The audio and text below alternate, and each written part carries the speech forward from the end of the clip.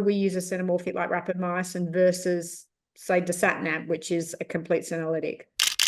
Okay. So that's exactly how I think about it. So everybody would probably benefit from, around or mostly used with quercetin.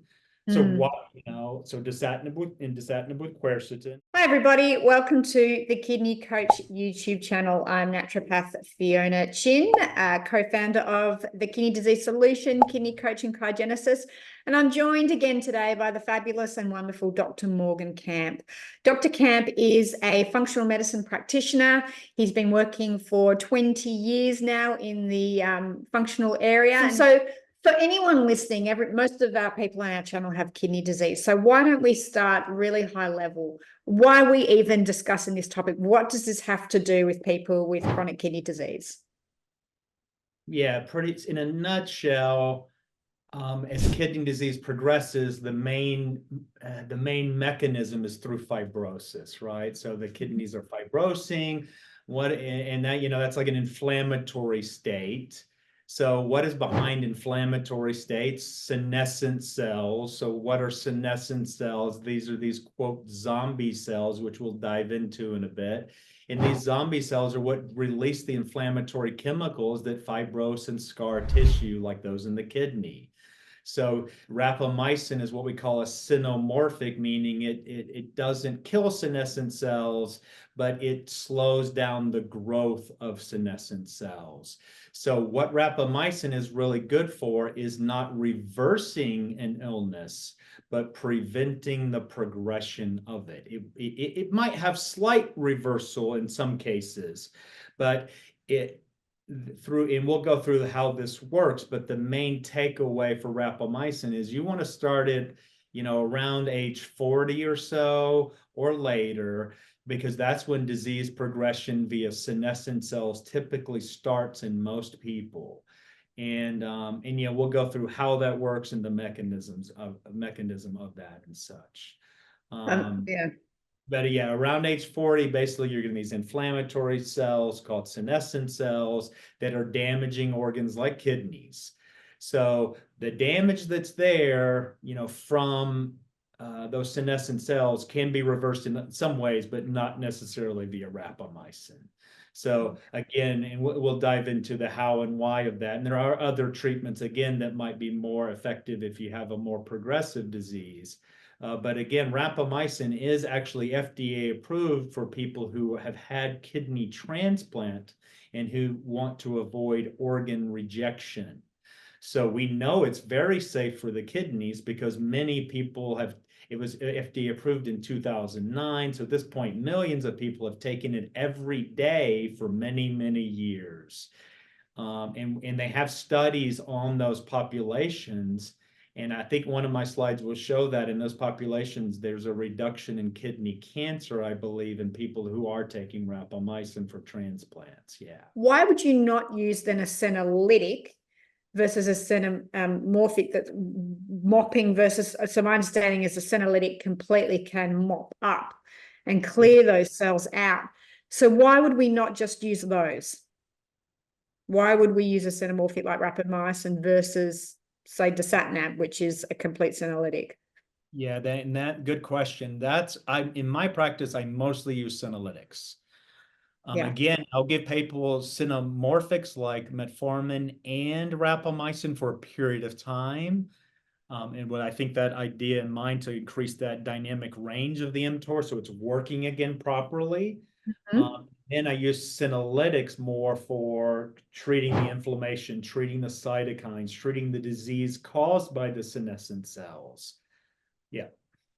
Okay. So that's exactly how I think about it. So everybody would probably benefit from, a round or 2 or 3 or 4 months of rapamycin. The question is, do you need to do it forever or not? And would Senolytics also help you? I think there's probably an argument to be made to use both. I wouldn't recommend at the same time. You always got to think about drug interactions and these sorts of things. I would not, and actually let me correct this. You would definitely not use them at the same time, and you want to use the Senolytics first. Why is that? Because the Senolytics, like dasatinib, actually work using the SASP. So they use the cytokines against the senescent. So they take the zombie's weapon and make it shoot itself. Aha. So That's if a you great. take the weapon away from the zombie, then using the rapamycin, then you got less weapons to kill them with. So the theory is you should use the senolytic first if you're going to use senolytic. So that's yeah. I learned them in a different order. I learned the rapamycin before the senolytics. So most of myself and many of my patients, I did them in the opposite order. But now when I look at patients and want to recommend it, if they have a high senescent burden, that I surmise via high inflammatory markers, high inflammatory illnesses, I will give them the senolytics first, followed by rapamycin. Makes complete sense. And do you want to, I mean, I know we've done a bit of a talk before about some of the Senolytics. Do you want to talk about them? Should we leave them to another podcast? What do you think is best? Yeah, sure. Yeah, we can. There's one prescription, the main prescription that's been discovered and looked at in studies is dasatinib, mostly used with quercetin. So dasatinib with quercetin. FOXO4-DRI is another one that's an injectable peptide. And then the third class are just like the plant-based ones. So fisetin, quercetin, and there's several others, but those are the two that have been researched the most and seem to be working the best. Yeah. I've used a lot of FOXO4-DRI and I've used a lot of dasatinib.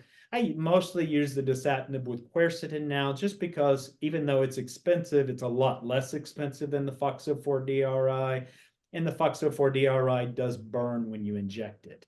The good thing about senolytics is it's also like the rapamycin. You don't have to take them you just take them on a hit and run basis, meaning you take them for like either you can take them once a month, once every 2 months, or twice a month. And there's no real consensus on that.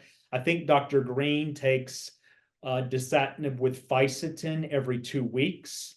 Right. I take dasatinib with quercetin.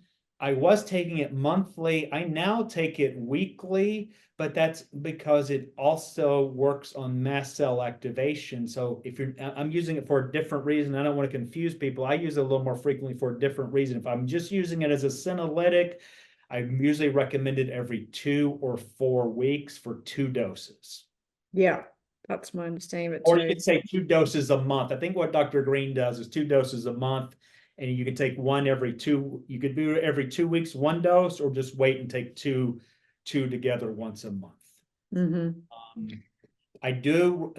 preparation for this, I was looking at dasatinib with kidney disease, and I did discover when you take dasatinib for daily treatment for lymphoma, for which it's FDA approved, there is a 10% risk of kidney disease. Right. So I would be hesitant to recommend it for people with kidney disease without more experience. You definitely want to be under the experience of a doctor who's checking your EGFR and creatinine levels and monitoring your kidney function to make sure you're not going to get worse. Now, when dasatinib is used as a senolytic, the dosing I use is much lower than they're using for lymphoma patients. So, and also, again, you're using it once a month versus daily. So I haven't seen in any of the studies when they're looking at dasatinib as a senolytic, I haven't seen any studies pointing to any kidney disease. I'll put your website details below. If you Google Dr. Morgan Camp, his details will come up, and his actual website where you can contact him is drmorgancamp.com. If you go onto the website there, there's an intake form, and you can do a concierge service through there and give him a contact. Dr. Camp, thank you again. Remember to hit like and subscribe. That way you'll get notified anytime we put up new videos. If there's any content that you would like Dr. Camp to talk about, please put in the comments below, and I'm sure I can wrangle him back into doing another podcast for us. And remember to head to our website, www.kidneycoach.com, to find out more about what we do. In the meantime, thank you for being part of our community, and we look forward to seeing you next time. Thanks again, Dr. Camp. Really appreciate you. Thank you. Bye.